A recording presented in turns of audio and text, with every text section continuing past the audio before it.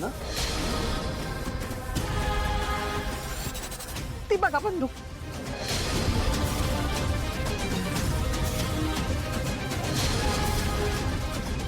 रेखा नको अगं, गोळी चालेल, गोळी चालेल. अगं मालती, मूर्ख आहेस का ग तू? डोळे उघडून बघ जरा, फटाक्याची बंदूक आहे ती.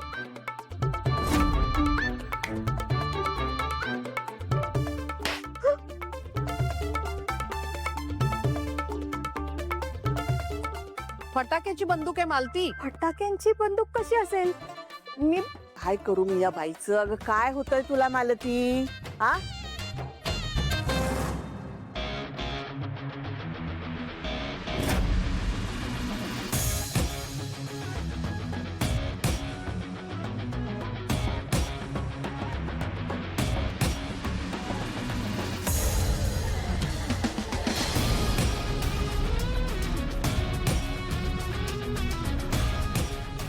तू कशाला हसतेस ग?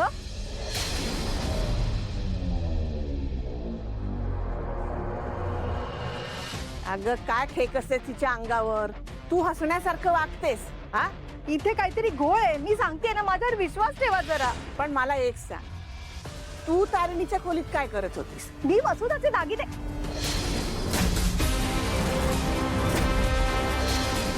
काय म्हणालीस? ते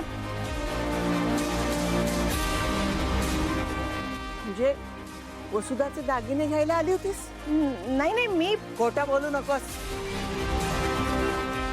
हा सगळा पसारा तूच मांडलायस ना? आणि काय ग, हा सगळा उपद्व्याप करताना एकटीच होतीस की तुझ्या साथीला आणखी कोणी होतं? नाही, मी असं काही नव्हतं. मालती, अगं काय करायचे ते वसुधाचे दागिने? हा, त्या बाईचं नाव काढलेलं देखील आपल्याला आवडत नाही ना.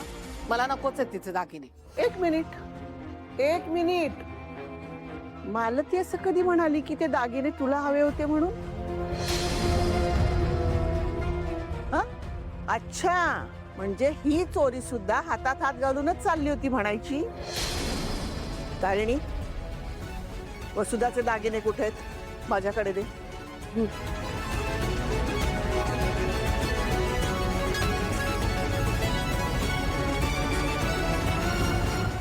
आणि इकडे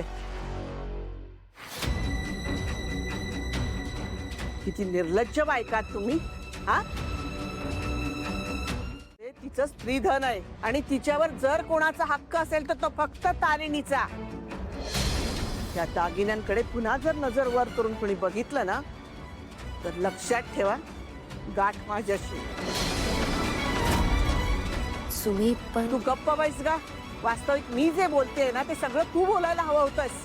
अगं तुझ्यासाठी नाही, निदान तुझ्या आईच्या शेवटच्या आठवणीसाठी तरी आवाज उठव. तुझ्या तोंडातून एक शब्द फुटत नाही आणि या बायका कधी सुधारणार नाहीत. आता हे दागिने माझ्याकडेच राहतील. बघूया कोणाची हिम्मत आहे या दागिन्यांना हात लावायची. चला निघा.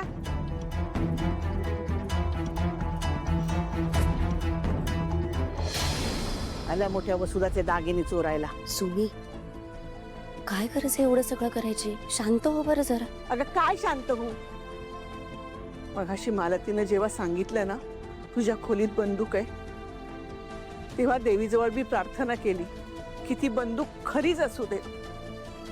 आणि तारिणीनं सगळ्यांसमोर येऊन सांगावं की होय, मीच हेड कॉन्स्टेबल वसुधा बेलसरेची लेक, पोलीस ऑफिसर तारिणी बेलसरे. म्हणजे कसलं काय? फटाक्याच्या बंदुकीला घाबरणारी तू तू कसली ऑफिसर होतेस का? अगं निदान स्वतःसाठी तरी खंबीरपणे उभी राहा. सुमी, अगं आज मी तुझी बाजू घेऊन उभी राहतोय ग सगळ्यांसमोर. उद्या माझ्या नंतर सुमी, कशाला उगाच असं बोलतेस ग? तूच बोलायला लावतेस.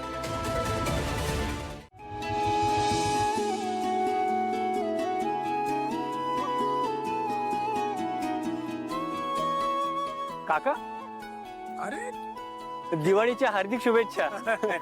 तुला पण दिवाळीच्या खूप खूप शुभेच्छा बाळा. पण तुम्ही इथे कसं काय? अरे गाडी बिघडली आहे का? हो मध्येच रस्त्यात बंद पडली. अरे तुम्हाला कुठे जायचं होतं का? मी सोडू तुम्हाला? नाही अरे ए बाळा, वेळ लागणार आहे दुरुस्त व्हायला. थोडासा वेळ लागेल, पण तुम्हाला कॅब बुक करून देऊ कसं? नाही नाही, काय गरज आहे, मी आहे ना काका, मी सोडतो तुम्हाला माझ्या गाडीवर. कामाचं काय ते करू आपण नंतर. पण तुम्हाला जमेल ना बाईकवर बसायला? अरे जमेल ना, म्हणजे मला काय म्हातारा समजलास की काय तू? तुला मागे बसून मी गाडी चालवू शकतो. चला या तर काठी द्या काका, मी पकडतो. अशा रीतीने आपला केडी आता केदू झालाय.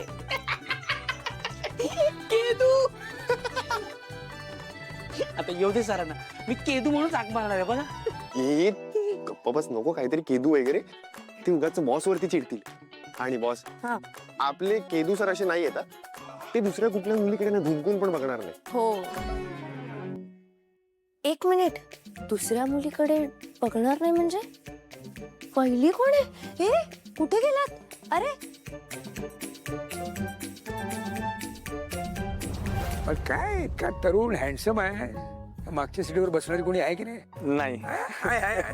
काय इतकं लाजतोय, जे चेहऱ्यावरचं हास्य सांगतोय, आहे नक्की कोणीतरी आहे. नाही, अजून तरी असं कोणी नाहीये. आहे नक्की आहे कोणी. चला. ती गाडी दे माझ्याकडे दे. हो.